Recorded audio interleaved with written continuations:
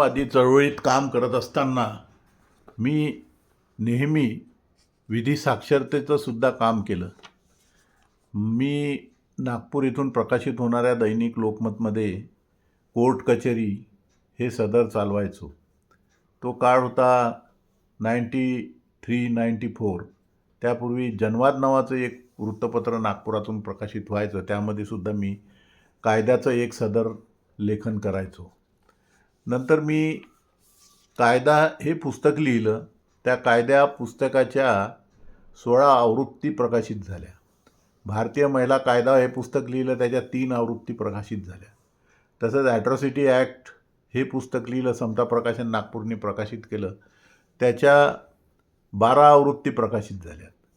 तर विधी साक्षरता होणं याला मला फार महत्त्वाचं वाटतं. कारण सर्वसामान्य माणसाला जेव्हा कायद्याची माहिती होते तेव्हा तो आपल्या अधिकारासाठी प्रशासनासोबत भांडत असतो. त्याच्यामध्ये आत्मविश्वास निर्माण होतो.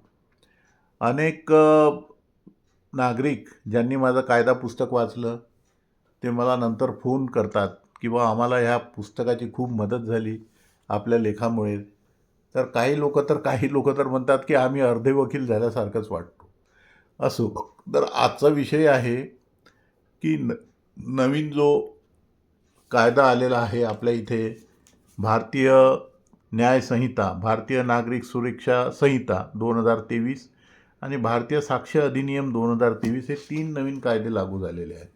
पूर्वीचं जे IPC जे होते ते IPCचे कायदे, IPC हा आणि CRPC आणि जुने जे एव्हिडन्स ॲक्ट होता हा रद्द झालेला आहे. पूर्वी IPC मध्ये ज्या तरतुदी होत्या त्या इतक्या वर्षाच्या कालावधीमध्ये मुकपाट झालेल्या होत्या. तर मलासुद्धा सुमारे 40 वर्ष या न्याय क्षेत्रामध्ये वकील झाल्यापासून होतात. मध्ये मी न्यायाधीश होतो, नंतर परत वकिली, सुरुवातीला वकिली, नंतर न्यायाधीश, नंतर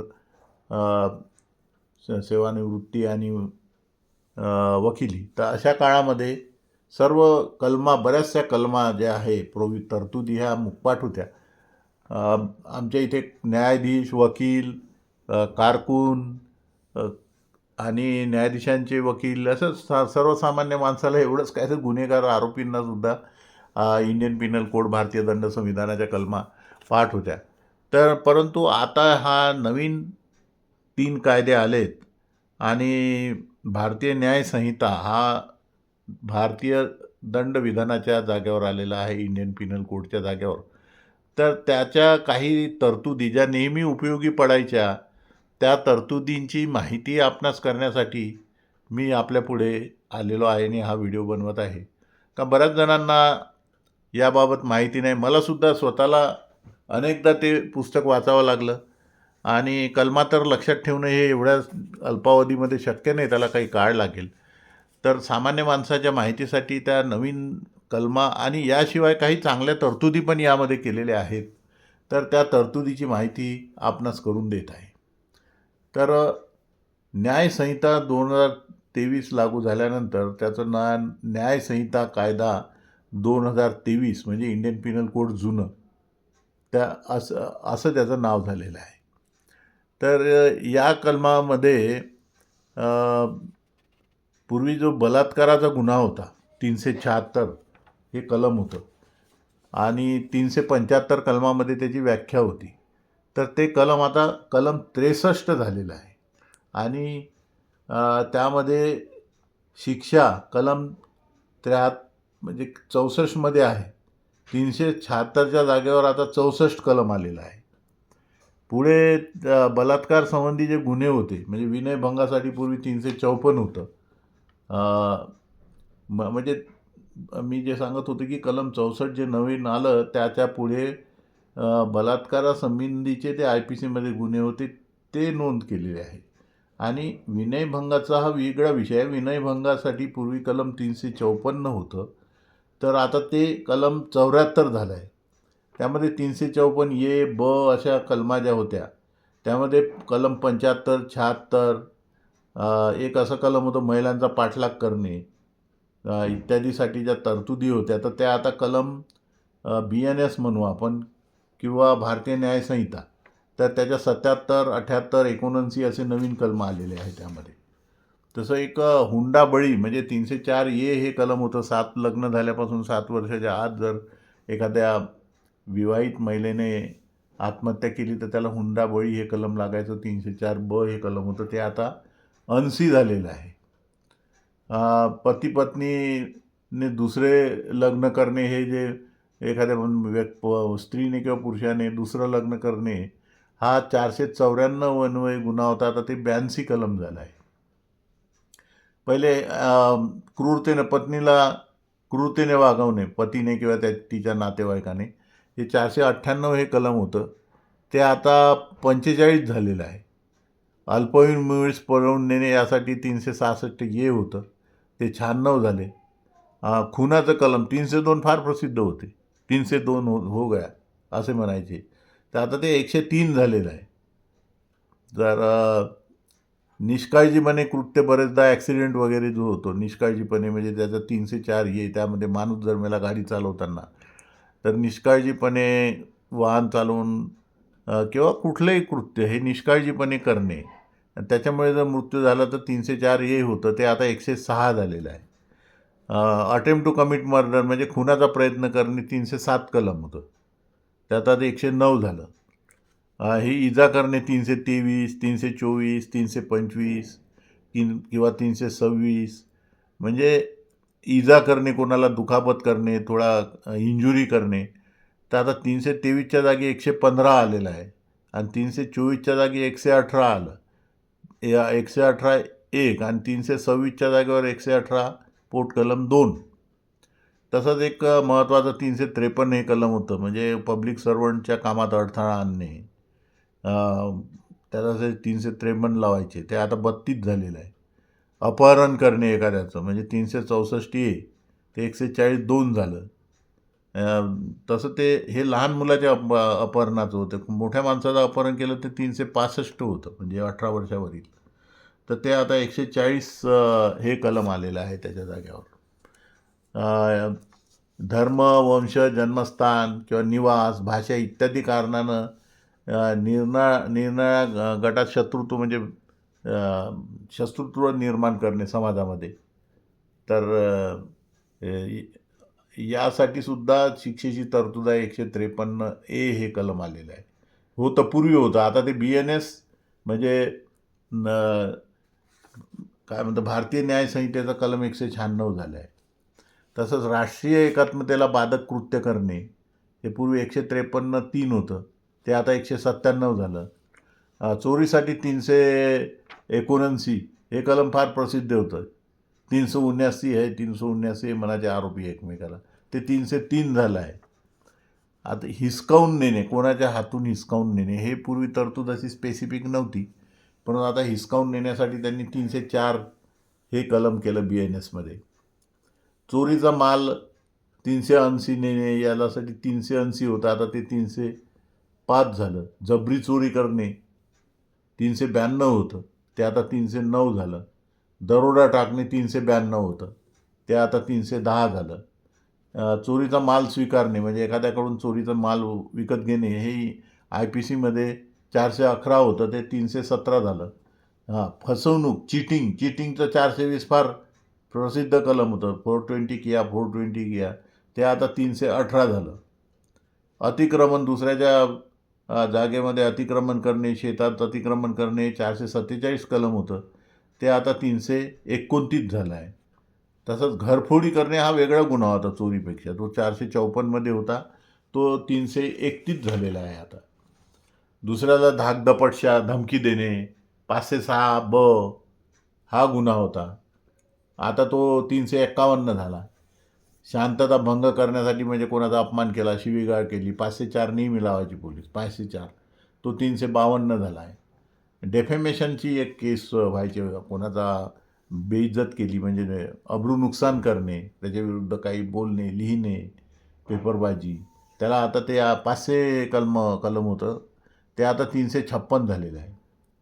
आणि विशेष म्हणजे काही चांगल्या तरतूद, म्हणजे ह्या पण काही वाईट नाही म्हणणार आता, कारण एकदा कायदा लागू झाला त्याचं पालन केलं पाहिजे. सुरुवातीला आम्हाला वाटायचं की या नवीन तरतुदीमुळे फार त्रास होतो त्रास, बरोबर आहे. या जुन्या कायद्यात पण अ, बदल करून म्हणजे जसंच तसं ठेवून त्यामध्ये करता आलं असतं. परंतु ते त्यावेळी न करता हा कायदा लागू केला, तर आता जो कायदा लागू आहे त्यालाच आपण चांगलं समजून त्याचा अभ्यास केला पाहिजे आणि त्याची माहिती ठेवली पाहिजे.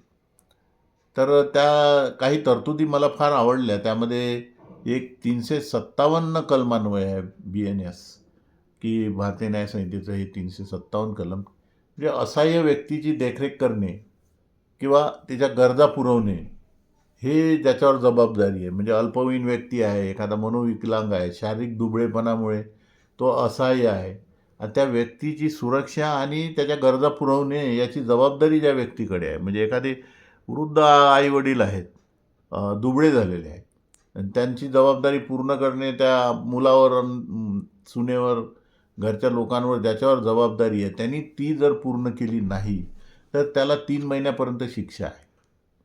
परंतु काय केलं ह्या तरतुदीमध्ये, त्यांनी तो गुन्हा हा नॉन वेलेबल केल्यामुळे आता ती आश्रित व्यक्ती कसं काय तिथे गुन्हा दाखल, म्हणजे कोर्टामध्ये जावं लागतं. नॉन वेलेबल गुन्हा असेल तर न्यायालयामध्ये जाऊन प्रायव्हेट कंप्लेंट केस दाखल करावं लागते. परंतु 357 ही तरतूद मात्र आहे. तर ही चांगली तरतूद मला वाटली. 354 एक चांगली नवीन तरतूद आली आहे, की दैवी प्रकोप होईल अशा रीतीनं कोणाला काही कृत्य करायला लावलं, म्हणजे हे अंधश्रद्धा निर्मूलनाचा जो महाराष्ट्रात कायदा आहे त्याला त्यासारखाच आहे. असं करा नाही तर तुमच्यावर दैवी प्रकोप होईल. तर यालासुद्धा 1 वर्षाची शिक्षा असलेला अ, अ, गुन्हा आहे. पण तो पण नॉन कॉग्नायझेबल केलेला आहे. पण ठीक आहे, त्याच्यामध्ये काहीतरी ॲक्शन घेताच येईल. नशापानी करून आता हा प्रोहिबिशन ॲक्ट का म्हणजे दारूबंदी कायदा जो आहे त्यासारखी तरतूद यामध्ये IPCमध्ये डायरेक्ट केलेली आहे. नशापानी करून सार्वजनिक ठिकाणी प्रवेश करणे, एखाद्या पब्लिक प्लेसमध्ये, मंदिर आहे, ऑफिस आहे, तिथे कोणाला त्रास देणे, तर याच्यासाठी 24 तासपर्यंत त्याला शिक्षेची तरतूद केली. 24 तास शिक्षा किंवा ₹1000 दंड अशी तरतूद आहे. पण तो पण नॉन कॉग्नायझेबल आणि नॉन बेलेबल केलेला आहे. तसंच हे कोणत्याही वस्तूवर एखादं लेबल लावायचं आणि मग हा माल म्हणजे समजा एखादा माल भारतीय आहे आणि त्याला अमेरिकेचं लेबल लावलं किंवा चायनीज वस्तू आहे त्याला जर्मनचं लेबल लावलं, म्हणजे आणि तो माल विकणे, तर यासाठी विशेष तरतूद केली त्यांनी, खोटे लेबल लावणे. म्हणजे स्वामित्व चिन्हाबाबतचा गुन्हा याला म्हणतात. तर त्याला 345, 346, 347, 348, 349 ते 350 नुसार विविध गुन्हे आहे. म्हणजे लेबल लावणे, तो म्हणजे वाहनाने नेणे अशा रीतीच्यासाठी.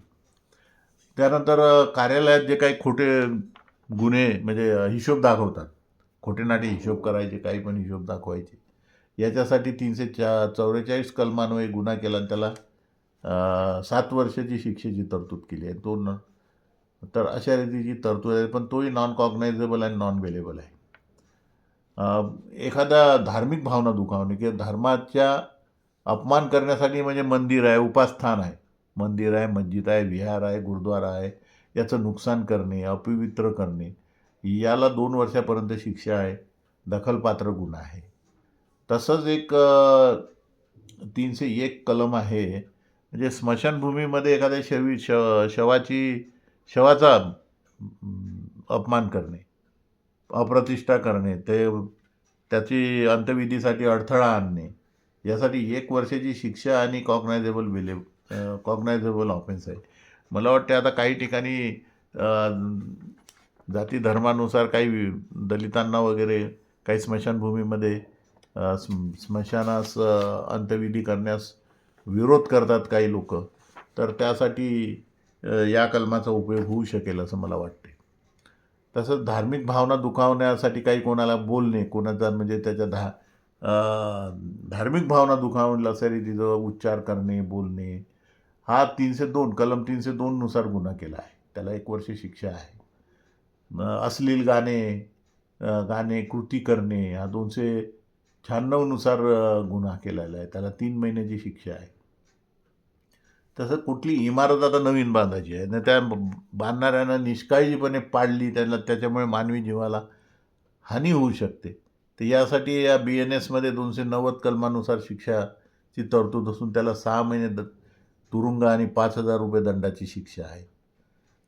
पूर्वी धोकादायकपणे वाहन चालव म्हणजे ड्रायव्हिंग निग्लिजन्सली आणि रॅशली धोकादायकपणे वाहन चालवणे याला BNSमध्ये 281 नुसार 6 महिन्याच्या शिक्षेची तरतूद असलेला गुन्हा केलेला आहे. वातावरणात प्रदूषण करणे हे पूर्वी नव्हतं. या वातावरणात प्रदूषण करण्याला 280 कलमान्वये गुन्हा केलेला आहे. तसंच एखाद्याला संसर्गजन्य आजार आहे माहीत आहे त्याला आणि तरी तो काळजी घेत नाही, दुसऱ्याला आजार होऊ शकतो, तर त्याने काळजी घेतली पाहिजे ना. तर अशी जर घेत नसेल तर तो कलम 270, 271, 272 इत्यादी कलमान्वये त्याच्या गुन्ह्याच्या तरतूद केलेली आहे. तर एखाद्या व्यक्तीला विरुद्ध खोटी आता फौजदारी कारवाई करायची म्हणजे त्याच्यावर गुन्हा होत नाही हे माहीत असूनसुद्धा त्याच्यावर खोटी काहीतरी कारवाई करण्यास प्रारंभ करायचा, तर त्याला BNSमध्ये 248 कलमान्वये शिक्षेची तरतूद आहे. त्याला 5 वर्ष शिक्षा आणि ₹2,00,000 दंड इतकी तरतूद केली. म्हणजे एखाद्या विरुद्ध गुन्हा होत नाही हे आपल्याला माहीत आहे, तरीसुद्धा त्याच्यावर काहीतरी क्रिमिनल केस करायची, तर तो त्यासाठी 5 वर्ष शिक्षा आणि ₹2,00,000 दंड इतकी मोठी शिक्षा आहे. म्हणून कोणाविरुद्ध क्रिमिनल केस करण्यापूर्वी विचार केला पाहिजे. केवळ आपल्याला सुखावण्यासाठी किंवा 4 लोकांमध्ये आपली प्रसिद्धी करून घेण्यासाठी अशी खोटी कारवाई करणं.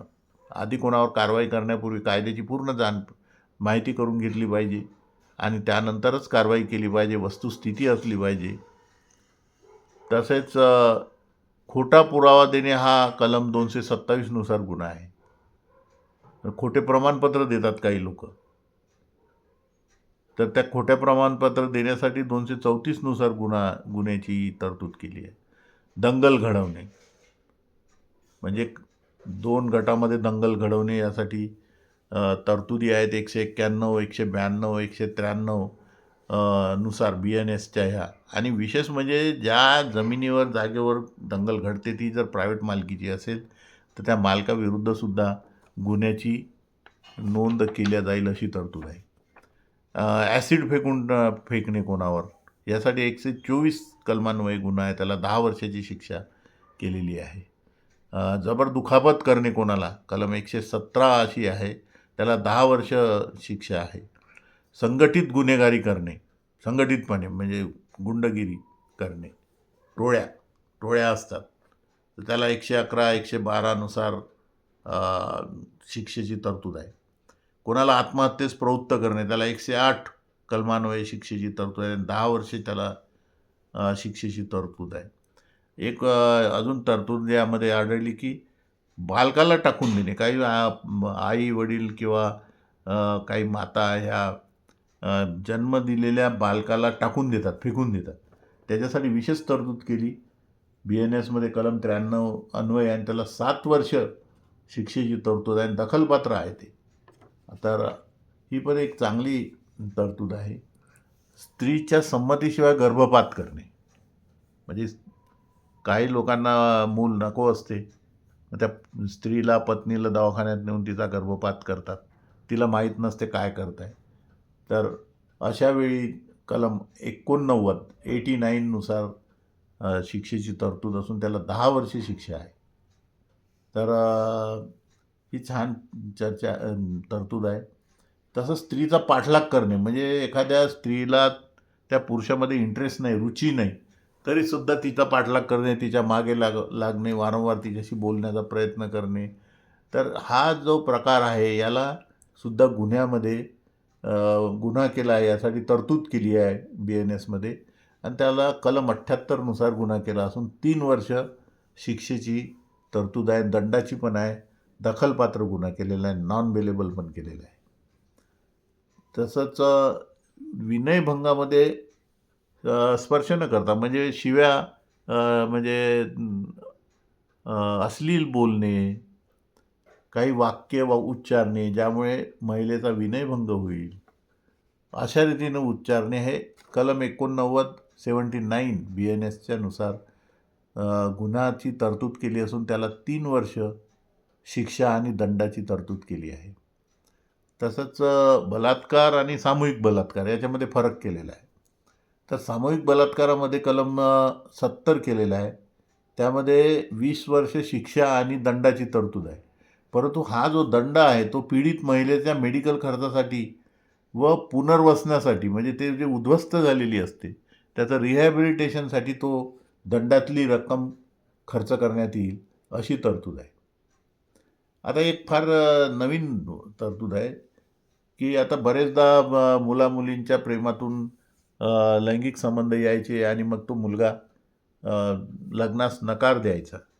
तर यामध्ये एक 69 कलमान्वये एक तरतूद केलेली आहे का विवाह करण्याचे वचन देऊन लैंगिक संबंध करणे आणि मग ते नाकारणे याला त्यांनी गुन्हा केलेला असून 10 वर्षाची शिक्षा आणि दंडाची सुद्धा तरतूद केली आणि विशेष म्हणजे हा कॉग्नायझेबल आणि नॉन बेलेबल केला. म्हणजे हे बरेचदा आपल्या लक्षात येतं की मुलं मुली प्रेमात पडतात आणि बऱ्याचशा मुलांचं म्हणजे महिलेचं शोषण करते, मुलींचं लैंगिक शोषण करायचं आणि नंतर मग तिला सोडून द्यायचं. सुरुवातीला तिचा संमती मिळवण्यासाठी लग्नाचं वचन द्यायचं आणि नंतर मग सोडून द्यायचं. तर या प्रकाराला या तरतुदीमुळे 69 कलमान्वये BNSच्या आळा बसेल